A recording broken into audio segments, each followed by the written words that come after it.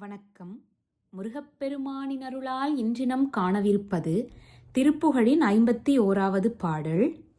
கொங்கை பனையுள் செம்பொன் செறிவில் கொண்டல் குழலில் கொடிதான கொண்தை கனை ஒப்ப அந்தக் கயலில் கொஞ்சுங்கிளி உற்று உறவான சங்கத் தோணியில் சென்று இல்கடையில் சந்திப்பவரை சருவாத்தே சந்தப்படி உற்று என்றன் தலையில் சந்தப் பதம் வைத்து அருள்வாயே.